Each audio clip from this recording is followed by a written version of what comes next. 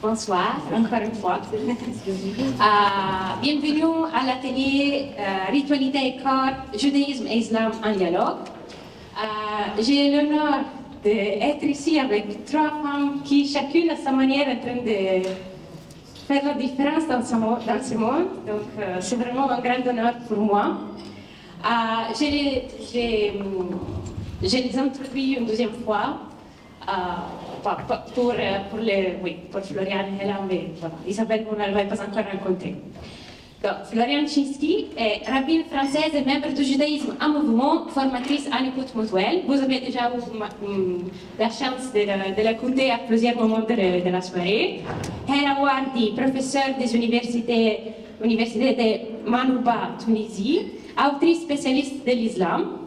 Donc, vous avez eu aussi la chance de la rencontrer à plusieurs moments. Et Isabelle Kemp, elle est directrice de l'Institut d'apprentissage tout au long de la vie de l'UNESCO. Elle nous a rejoint pour cet atelier. Voilà, on a vraiment cette grande opportunité de pouvoir rencontrer ces trois intervenantes femmes. Voilà, donc je sais que les intervenants ont préparé un petit moment expérientiel et qu'on commencera par une activité liée à l'eau. Mais pour ce faire, je laisse le microphone à Florian Chinsky.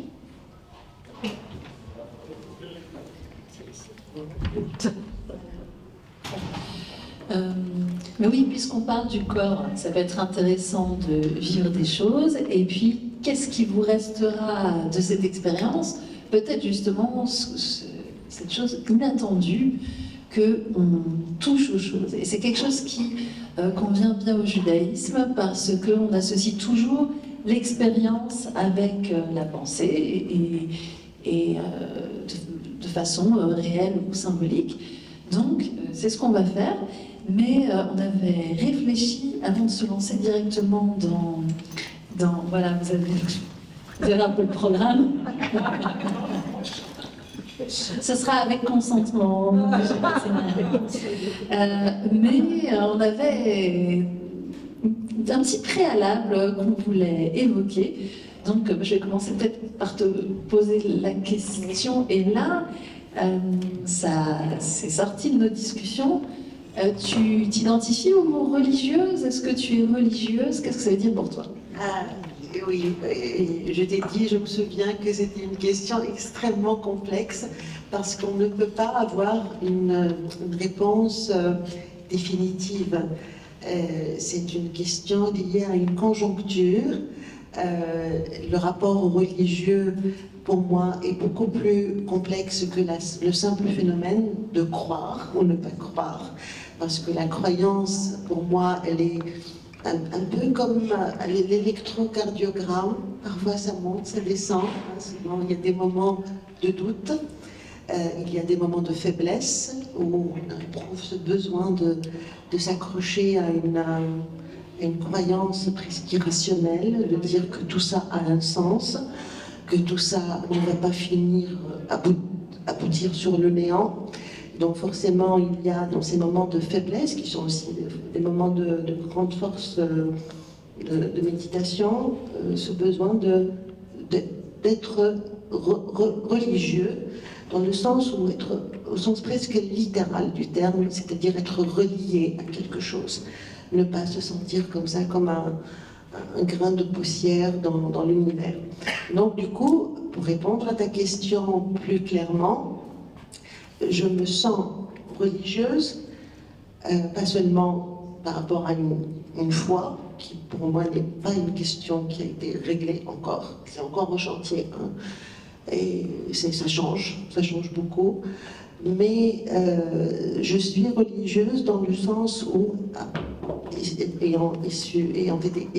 je suis issue, c'est pas au passé, je suis issue d'une culture très marquée par la religion, notamment l'islam. Je pense que ça a été un élément formateur de mon esprit. Mais curieusement, l'islam que j'ai connu moi, je parle très peu de mon vécu personnel. Je veux toujours garder cette distance avec l'objet, l'islam comme objet d'étude, ce que je fais dans mes recherches, dans mes livres. Mais puisque ta question est personnelle, donc je me permets d'ouvrir cette parenthèse. Je tiens à dire que l'islam dans lequel j'ai grandi est un islam extrêmement festif. C'est-à-dire qu'il est ponctué de fêtes, très souvent d'ailleurs dans lesquelles le corps joue un grand rôle, puisque c'est associé à de grands repas de famille. L'Aïd, c'est pour le grand barbecue dans le jardin. Quand même ma grand-mère rentrait du pèlerinage à la Mecque, alors là, c'était comme un mariage. Alors là, on recevait la famille, des dîners, des soirées et tout. C'était vraiment comme un mariage. Et chaque fête religieuse était ponctuée d'un plat particulier. On ne faisait qu'à cette occasion-là. C'est soit des gâteaux, soit aussi un couscous particulier lié à cet événement. Donc pour moi, l'islam, c'était vraiment un calendrier de fêtes. Et ce n'est que plus tard, à l'époque là, contemporaine, que j'ai vu un autre visage qui n'a rien à voir avec cet islam des foyers, cet islam domestique que j'ai connu et dans lequel j'ai toujours été en harmonie avec le phénomène religieux, même s'il y avait des doutes. Mais je me dis, ah non, jusqu'à maintenant, même moi-même, je reproduis cette tradition culinaire liée aux fêtes religieuses. Donc, culturellement, même si la question de la foi n'est pas encore réglée, culturellement, je me sens pleinement religieuse. Voilà. Et moi, je vais répondre très brièvement pour moi. Tu soulèves la question de l'historicité, de l'aspect religieux de nos traditions. Depuis quand est-ce que nos traditions sont appelées religieuses? Et donc, de mon côté, du point de vue du judaïsme, le vendredi, ça va rejoindre un peu ce que tu dis, le vendredi soir, on allume des bougies. Et alors, est-ce que c'est religieux? Ça dépend. Est-ce que c'est un rituel? Alors ça, c'est les sociologues qui vont dire c'est un rite, tu vois. Voilà. Mais non, c'est juste une chose qu'on fait et sur laquelle on réfléchit, qu'on vit et qui nous amène ailleurs. Et donc, je voulais dire que dans nos discussions préalables, on partage également, toi et moi, cette volonté d'être observatrice de nos traditions aussi, pas de les vivre seulement de l'intérieur, on les connaît de l'intérieur, bien sûr, mais aussi d'en être observatrice en tant que chercheuse à l'université, enfin, comme objet d'étude. Et puis on est quand même à l'intérieur aussi, parce que on est la vision. Bon, alors, c'est parti. Voilà, merci. Voilà, je voulais aussi pas répondre dans le sens religieux, mais dans le sens d'une organisation internationale. Et on est là, d'abord parce que c'est impossible de résister à une invitation faite par Béatrice, comme vous pouvez vous imaginer. On se connaît des recherches interdisciplinaires qu'on a fait ensemble et on va faire ensemble. Mais voilà, le mandat principal, comme toutes les organisations créées après la Deuxième Guerre mondiale de l'UNESCO, est donc la paix. C'est notre vraiment préoccupation principale. Et le mandat ou la croyance sur laquelle l'UNESCO est basée est qu'il faut créer la paix dans l'esprit des êtres humains d'abord. Parce que si ce n'est pas dans le cœur et l'esprit des êtres humains, on ne peut pas la créer dans la réalité. Donc c'est un peu l'idée idéaliste, non? D'abord il faut avoir l'idée, l'esprit, et après on peut la matérialiser. Donc pourquoi nous on est là? Parce que donc, mon institut s'occupe de la question de l'apprentissage tout au long de la vie. Et je pensais que c'est très intéressant de voir comment la religion peut transmettre des valeurs de génération en génération. Et je pensais aussi, et c'est très intéressant, on va ici un peu, je pensais qu'on va avoir tout type des âges ici, parce que voilà, parce que la religion justement est un outil pour mettre ensemble les différentes générations et dépasser ces valeurs d'une génération à l'autre. Voilà, donc je crois que c'est ça qui est intéressant. Et quand j'ai demandé à mes collègues qu'est-ce qu'on fait dans cette question de transmission des valeurs et la religion, tout le monde m'a dit ouh, c'est très sensible, etc., etc. Donc je crois que c'est un peu dommage qu'on a perdu un peu cette rôle de la religion, de transmettre des valeurs d'une génération à l'autre et d'avoir aussi un dialogue, pas seulement entre religions, mais aussi entre générations. Et voilà, et c'est pour ça que je trouve que c'est bien que c'est une université qui organise ça, parce que l'université aussi a cette rôle, non, de former la prochaine génération. Donc je suis très contente que vous organisez ça. Et j'espère que voilà, ce dialogue intergénération sera aussi une partie de ce dialogue entre religions. Merci. Super, ben moi je vais. Voilà, je vous propose, hein, c'est juste une proposition. Même si vous aviez de l'eau, qu'en feriez-vous? Est-ce que ça vous arrive de faire des choses avec de l'eau?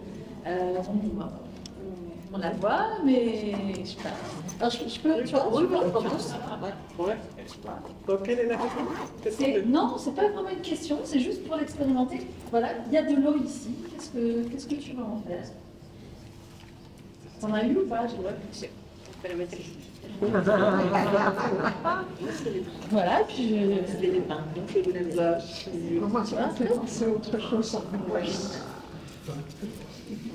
C'est pas, il n'y a pas d'obligation, hein, mais simplement ça révèle, ça permet de vivre et puis de se réapproprier aussi quelque chose qui est de l'ordre de la sensation. Est-ce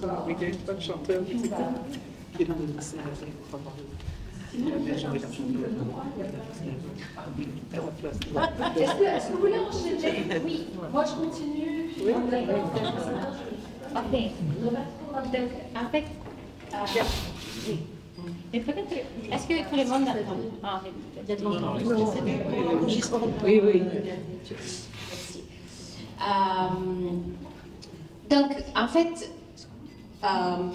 c'est quand même l'atelier Ritualité Corps. Elle joue un rôle assez important dans la ritualité et du judaïsme et de l'islam. Justement, donc, on en parlait avec Floriane quand on a bavardé au téléphone, on préparé. En fait, en islam, l'eau, bien sûr, comme je pense dans beaucoup d'imaginaires universels, c'est lié à un acte de purification. Hein. Mais comme l'islam est né dans le désert, dans la péninsule arabique, l'eau est rare. Donc, tout de suite, le rituel musulman a pensé à des substituts de l'eau. L'eau, c'était vraiment, d'ailleurs, c'était la vie, c'est la vie, parce que là où il n'y a plus d'eau, ça y est, les tribus doivent changer de lieu. Il n'y a presque pas de pluie. Donc tout de suite, il y a eu un phénomène par rapport, puisqu'on parle un peu de l'imaginaire des 4 éléments, un peu comme à la manière de Gaston Bachelard, tout de suite le rituel musulman a introduit des éléments qui peuvent se substituer à l'eau pour se purifier. Et c'est le sable ou bien les pierres, notamment les galets. Parce que l'eau n'existe pas, et en plus, même s'il y en a, c'est des quantités auxquelles il faut faire attention. Et nous retrouvons d'ailleurs cette intention particulière à l'eau dans le rituel, c'est que quand on a de l'eau, pendant les ablutions d'un musulman, quand il fait ses ablutions, il fait des gestes minimalistes. Par exemple, quand au lieu de se laver les cheveux, il prend juste une petite quantité sur le bout des doigts et il fait comme ça. Et quand il veut se laver le visage, c'est juste derrière les oreilles, comme si on mettait, nous, de l'eau de parfum. Hein, parce que l'eau est tellement rare que, en fait, on essaie de l'utiliser, mais à des quantités infinitésimales. Mais en même temps, dans le rituel musulman progressivement, parce que tout n'a pas été codifié dès le départ, hein. C'est un rituel qui a été codifié au fil des années. Plus tard, quand l'eau est devenue moins rare, quand l'islam a étendu sa domination sur d'autres territoires en dehors de la péninsule arabique désertique, le rituel lui-même a changé. Par exemple, dans les mosquées, vous entrez dans la mosquée, vous trouvez toujours une salle réservée, on appelle mila, c'est-à-dire un lieu réservé aux ablutions, et c'est très souvent d'ailleurs une source, une fontaine, qui constamment distribue l'eau. Enfin.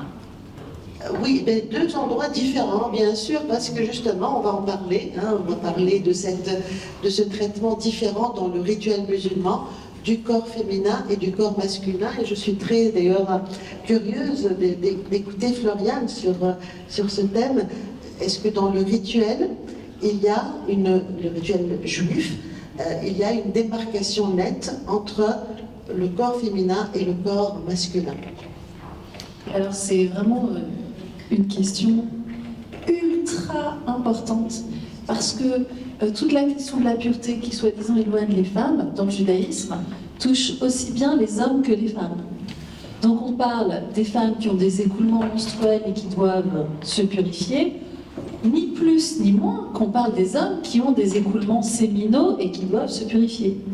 Par contre, ici, s'il y a une personne qui a entendu parler de ça, levez la main.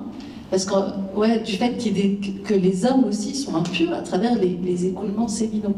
Donc de ce point de vue-là, il y a cette égalité de base, mais qui est transformée aujourd'hui, et on ne parle plus que d'un seul aspect des choses. Quand on parle, donc il y a cet aspect sensuel, effectivement, de la régénération.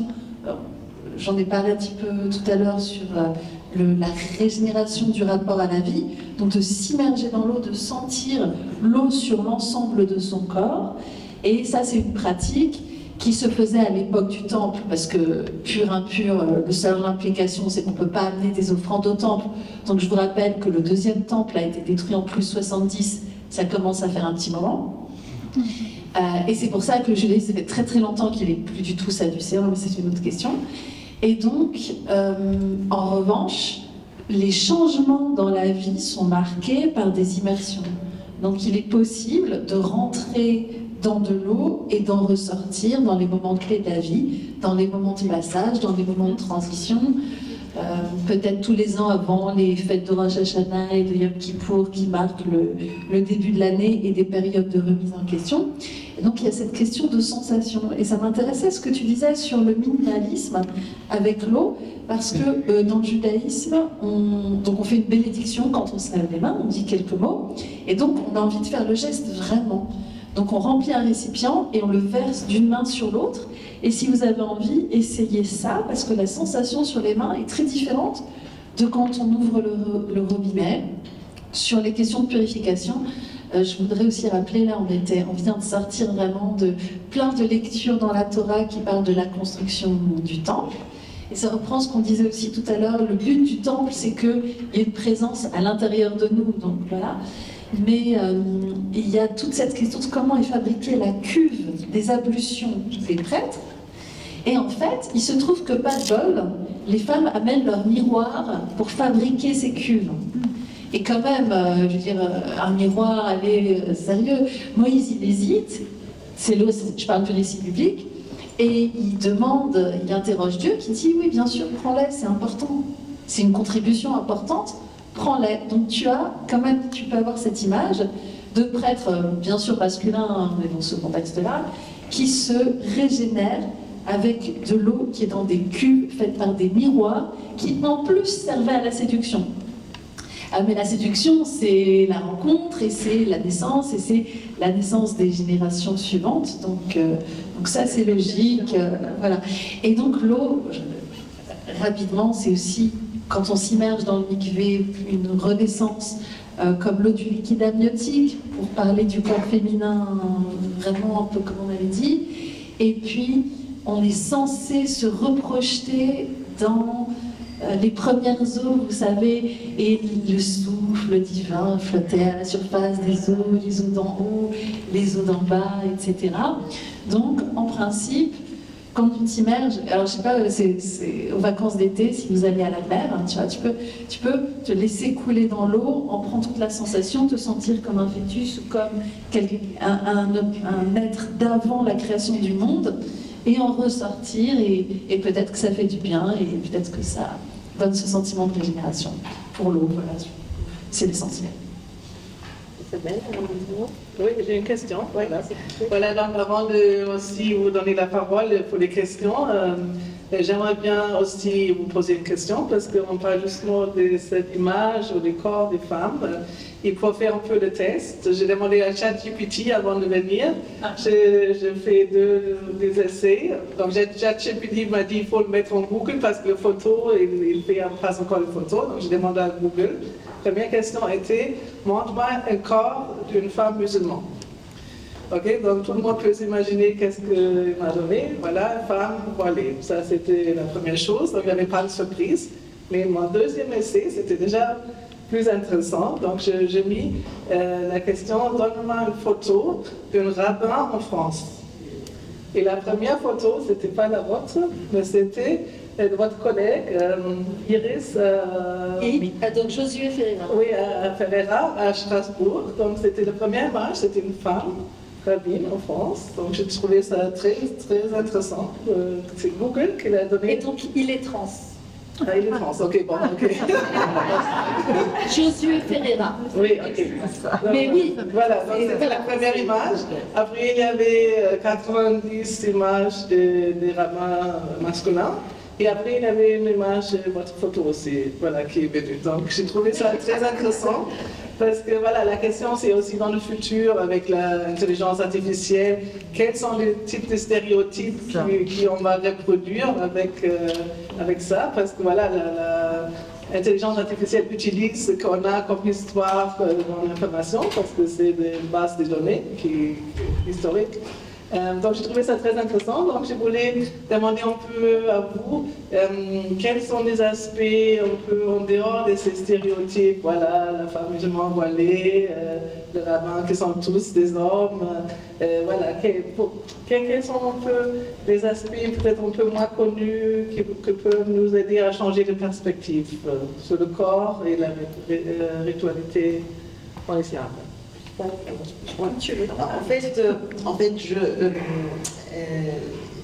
Le voile n'est pas du tout inscrit dans le rituel, vraiment, vraiment pas. Comme j'ai eu l'occasion de le dire très rapidement tout à l'heure, c'est un marqueur identitaire qui n'a absolument rien à voir avec le moindre précepte religieux. La preuve, moi, jusqu'à début du XXIe siècle,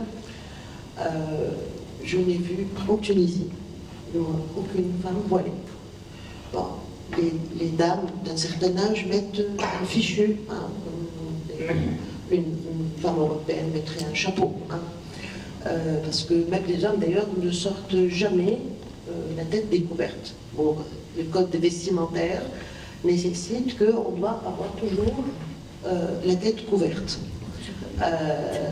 Donc ce voile, il a envahi le monde musulman, disons-le simplement, après les attentats du 11 septembre. Hein, c'est devenu, il y avait bien sûr des femmes voilées dans les pays du Moyen-Orient, dans les pays du Golfe, mais je parle par exemple de la société dans laquelle j'ai grandi.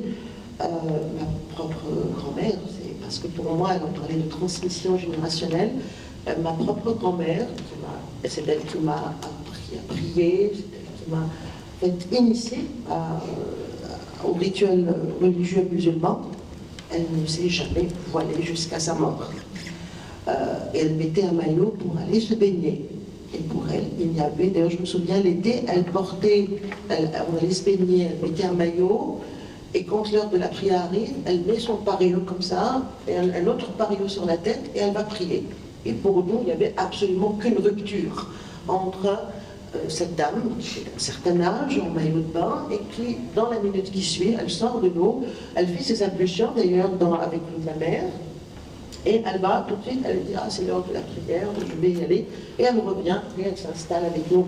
Donc ça c'est une question vraiment qui est plus liée à mon avis à un phénomène politique qu'à un phénomène religieux qui implique le rituel. Donc aucune prescription religieuse claire n'est liée au voile. Mais comme l'islam maintenant est devenu un objet politique, il structure un peu, même en Europe, j'ai remarqué, puisque j'observe la chose de l'extérieur, il structure même les clivages politiques en Europe, selon on est, pour, contre, etc. Donc, il est devenu un élément déterminant dans les postures idéologiques. Et le voile, il est là pour montrer, j'ai une amie tunisienne d'ailleurs qui a écrit un très très beau livre sur Islam Pride, et elle a comparé justement ce défilé de femmes voilées comme la Gay Pride. C'est une revendication, voilà, je suis là et je m'affiche dans l'espace public. Alors que le rituel en islam, et j'imagine que dans beaucoup d'autres pratiques religieuses, est une pratique extrêmement intime. Intime, c'est-à-dire personnelle. Indépendamment de la prière collective du vendredi, chacun fait son rituel chez lui à la maison, dans sa chambre à coucher, dans son salon, personne ne le voit. Donc c'est vraiment un islam tourné vers l'intérieur des maisons et qui n'est pas public. Il est devenu public que lorsqu'il y a derrière une revendication politique.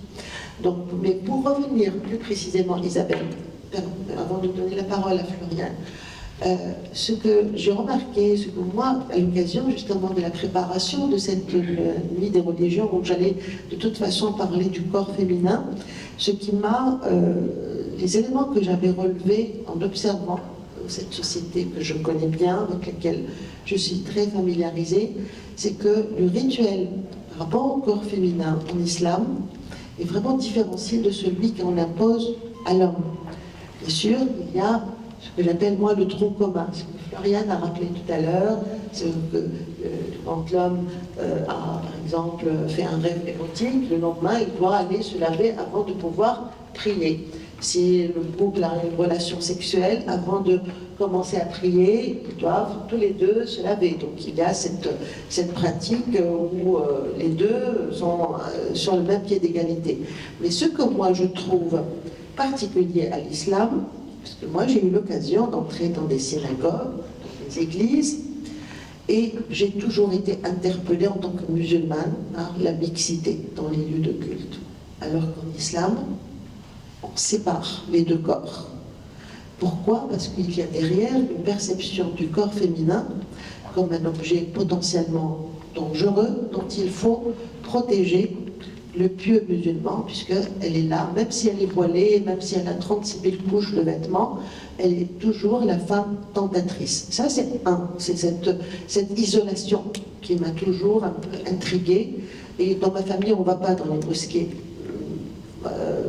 Même pour les enterrements et tout, je suis dans une famille peut-être un peu particulière, mais autour de moi, dans mon milieu social, on n'a pas ce rapport-là au lieu de culte, puisqu'il y a une séparation entre les hommes et les femmes, on n'y va pas. Et d'ailleurs, hier, je l'ai dit, Béatrice, quand on a fait cette tournée des lieux de culte à Louvain-la-Neuve, je refusais d'entrer dans la mosquée, alors que spontanément, c'est le lieu que je visiterai en premier, parce qu'en fait, je dis, je n'entre pas dans un lieu ségrégationniste, puisqu'on considère que la femme, et d'ailleurs j'ai vu, on m'a raconté qu'en fait, à la mosquée ici à Louvain-la-Neuve, il y a deux étages, et les femmes sont à l'étage au-dessus. Et notre accompagnatrice m'a dit, mais en fait c'est bien, la femme est surélevée. Je lui ai dit, mais non, parce que justement pour qu'elle soit complètement soustraite au regard de l'homme. Il ne faut pas qu'il la voie lorsqu'il surplombe le balcon. Ça c'est un point. Le deuxième point, c'est que, et j'imagine que là aussi, il me semble, Florian, tu me corrigeras, il y a un point de rencontre avec le judaïsme. C'est que pendant ces menstruations, la femme cesse d'être musulmane, parce qu'elle est impure. elle ne fait pas la prière, elle est dispensée de faire la prière et elle est dispensée de faire le jeûne de Ramadan. De même, elle ne peut pas toucher le Coran. Donc pendant la période où elle a cet écoulement menstruel, elle sort, elle est quasiment excommuniée une fois par mois, au moins. Et j'ai trouvé ça, cette double exclusion de la femme, parce qu'elle est un corps féminin. C'est pas parce qu'elle représente une catégorie sociale, mais parce qu'elle a ce corps qui génère le désir et qui génère ce liquide impur qui est le sang, qui l'exclut momentanément. On est un peu comme quelqu'un, vous êtes abonné à une plateforme comme Netflix, on suspend votre abonnement pendant 3 mois, 3 jours, 4 jours, parce que vous avez imaginez que Netflix décide un jour que en fait ses clientes ne peuvent pas regarder les films ou les séries pendant qu'elles ont leur menstruation. Donc on coupe tout lien, on n'a pas le droit de prier Dieu, on n'a pas le droit de toucher le Coran, on n'a pas le droit de faire le jeûne, parce que ça c'est vraiment, j'ai trouvé ça hallucinant, et je n'ai commencé curieusement à réfléchir à ça que lorsqu'on a préparé ensemble cette rencontre. Alors j'aimerais savoir si dans le judaïsme, parce que je sais que là l'islam a beaucoup emprunté le judaïsme, pardon, question de surtout les menstruation et tout, je ne sais pas si c'est du même acabit. Alors, en réalité, ces questions-là reviennent parfois dans le judaïsme par le biais de l'islam. Du point de vue du judaïsme, en réalité, une femme est autant juive quand elle a ses règles. Vraiment sans problème, elle ne suspend pas le rituel.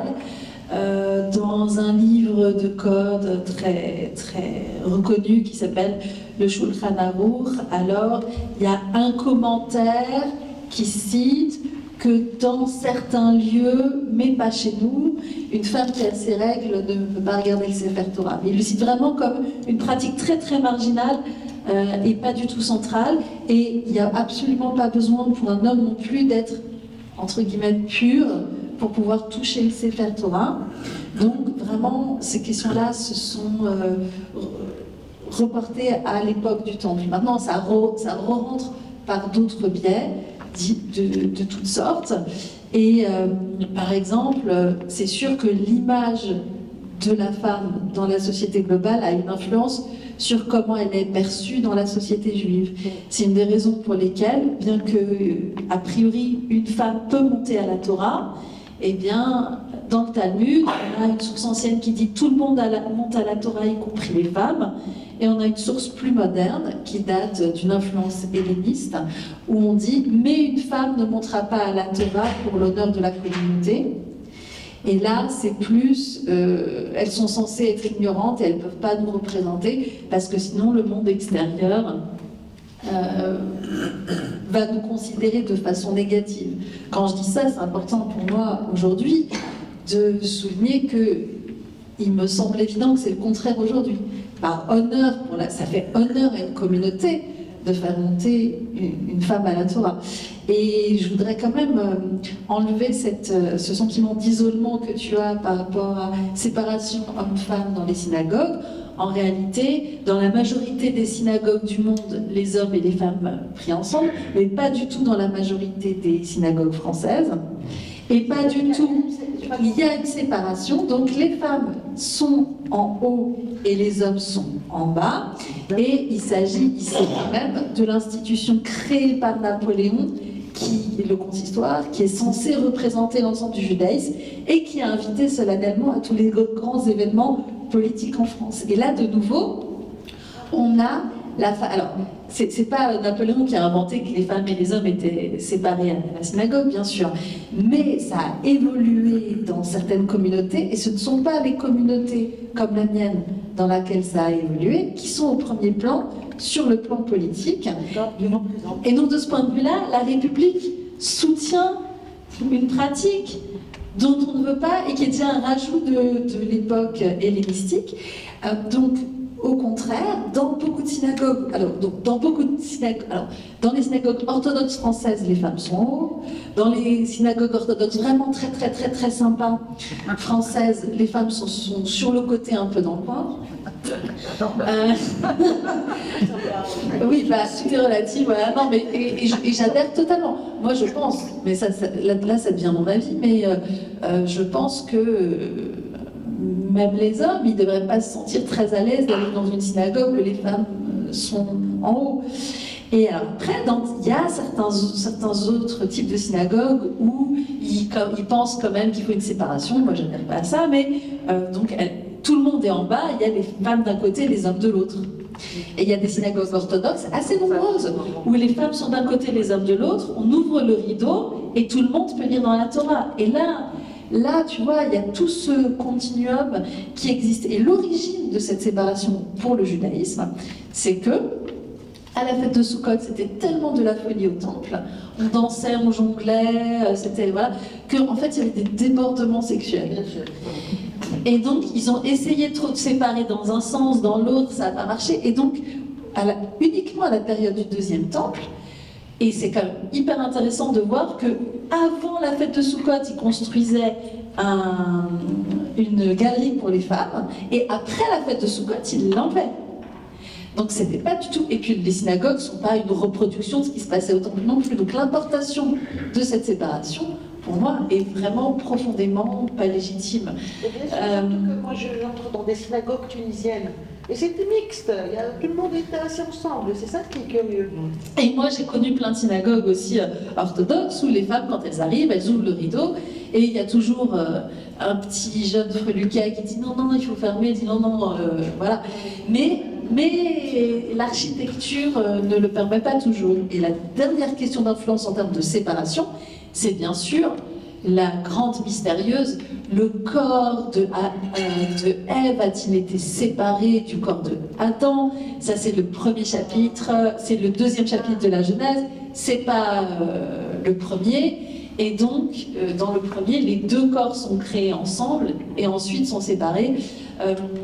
J'ai fait une contribution là-dessus dans le livre qui s'appelle « Les grandes figures de la Bible ». Qui montre vraiment ça, mais donc la femme n'est pas le Satan dans le judaïsme. Ah, Lilith, machin, Lilith, c'est une petite histoire de Midrash, et on peut en faire une grande histoire si on veut, mais à la base, c'est pas central. Donc, mais bien sûr, après, ça serait introduit dedans, et c'est un travail in progress, j'espère. Oui, donc on a encore... Est-ce que vous m'entendez? Oui.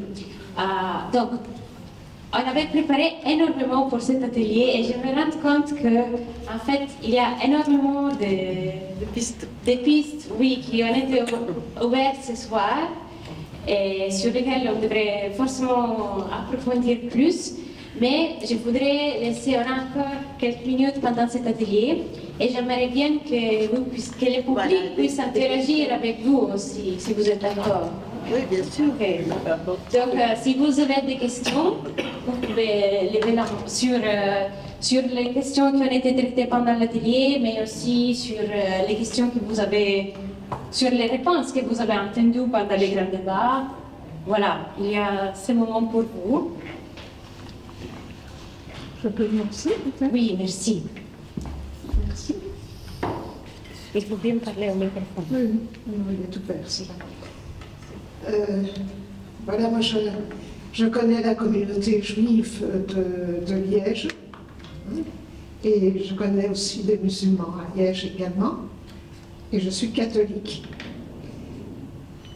À la synagogue à Liège, il y a le rideau derrière qui sépare les hommes et les femmes sont aussi en haut. Alors vous avez parlé de Bonaparte et compagnie, mais de code napoléonien, je ne sais pas dans quelle mesure, parce qu'on a été influencé aussi par Napoléon. On est un pays concordataire, ce qui n'est pas le cas pour la France. On a une autre laïcité également. Et quand j'étais petite, les hommes étaient d'un côté dans l'église catholique et les femmes de l'autre. Moi aussi. Alors, bon, dans le travail que je fais ici à Louvain, j'ai remarqué que cette séparation, ce regard négatif sur la femme provenait du Moyen-Âge.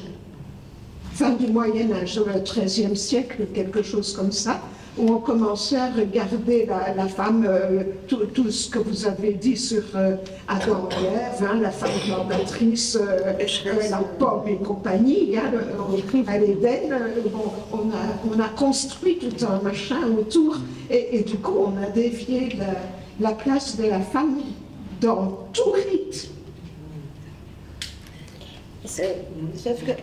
Pardon François, juste je rebondis pour ajouter une information importante. J'ai trouvé que cette séparation en islam, moi je ne connais pas vraiment comment ça s'est passé dans le catholicisme, dans le judaïsme, c'est que par exemple, vous avez eu l'occasion certainement de voir à la télévision des images du pèlerinage à la Mecque. Pendant le pèlerinage à la Mecque, pendant les tournées rituelles autour de la Kaaba, c'est mixte, les hommes et les femmes sont côte à côte. Donc, c'est dans le lieu le plus saint de l'islam, pendant le rituel sans doute le plus prestigieux, le plus solennel, les hommes sont côte à côte, en plus Dieu seul sait que ça se bouscule autour de... C'est très curieux, honnêtement, c'est très curieux parce que il y a une contradiction personnellement sur laquelle je pleure.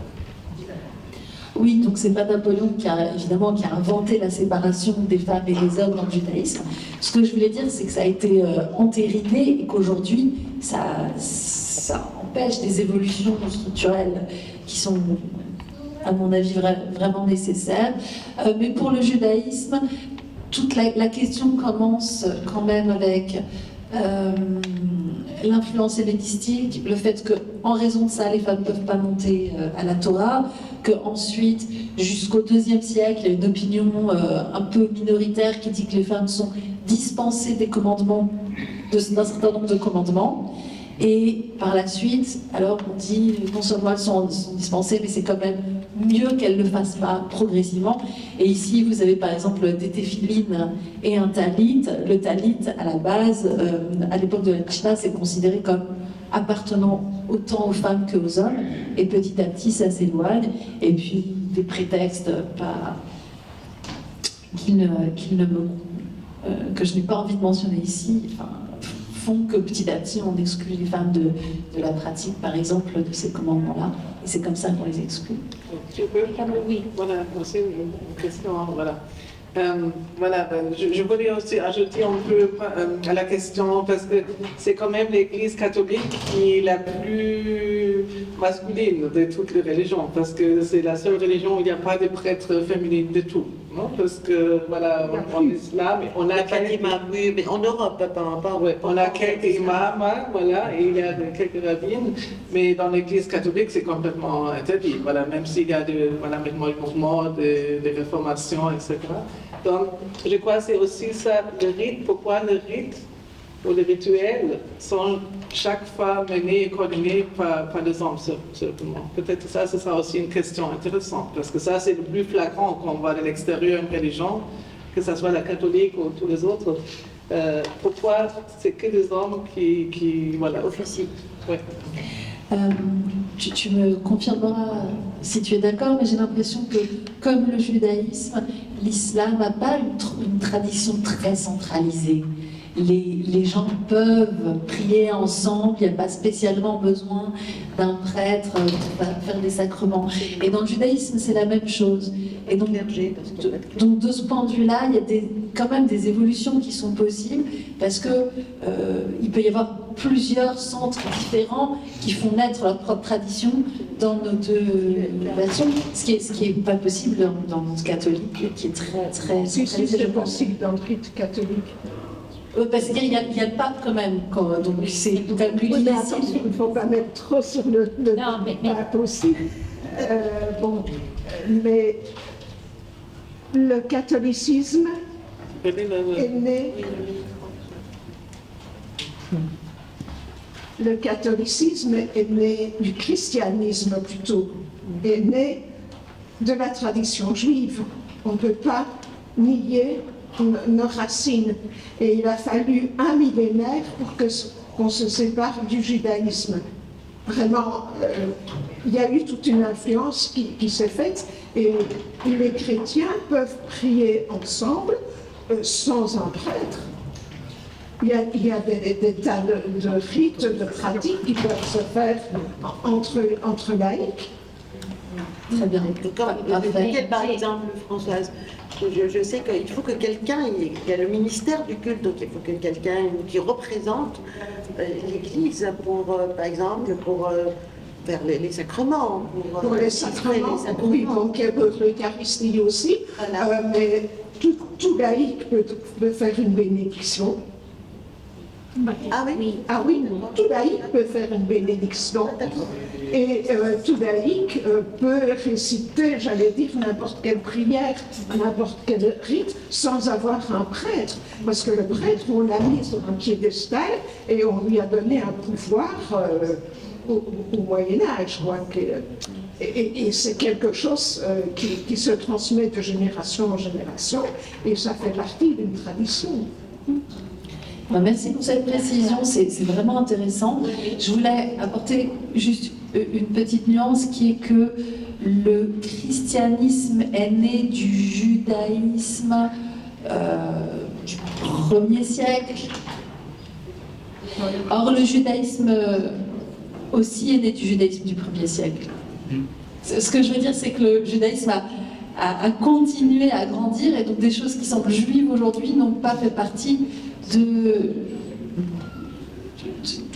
ce dont est issu le christianisme. Il y a un peu un développement. Oui, parce qu'il y a une rupture en ce qu'on appelle l'Ancien et le Deuxième Testament. Et il y a une rupture entre la Bible et la Mishnah. C'est ça. Donc, oui, il y a l'étape de la toute dernière question. En fait, oui, c'est juste pour nous faire l'étape à... Oui. Merci. Oui, j'ai une question en rapport avec le débat qu'on a eu dans l'auditoire. Parce que, à propos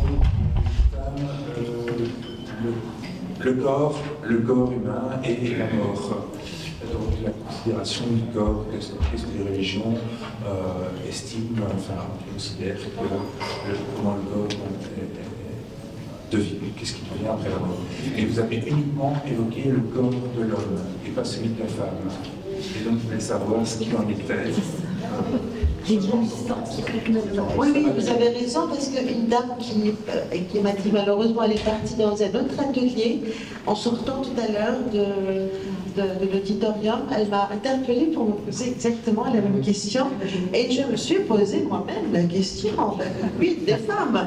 Dans les hommes, ils vont avoir une multitude de partenaires, avec un hymen éternellement régénéré, et les femmes.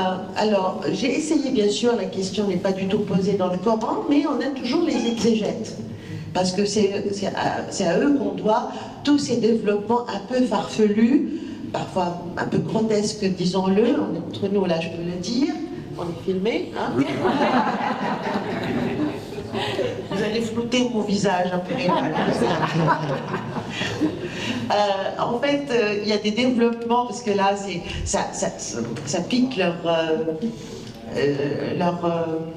sensualité, ces images-là de femmes qui sont jeunes, très très jeunes même, puisque la description qu'on est faite, c'est des femmes qui ont les seins naissants.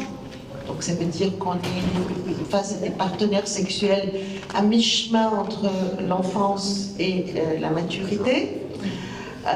Bon, passons.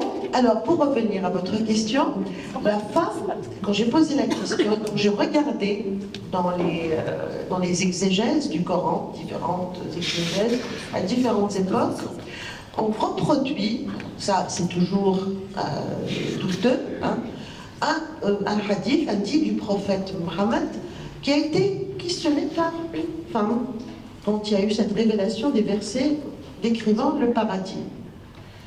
Elle lui a dit, alors, et nous, qu'est-ce qui nous attend? Il a dit, en fait, les femmes elles-mêmes vont se transformer en houris. Vous voulez dire? Non. Voilà, donc nous allons continuer, pour notre grand bonheur, à jouer les poupées gonflables.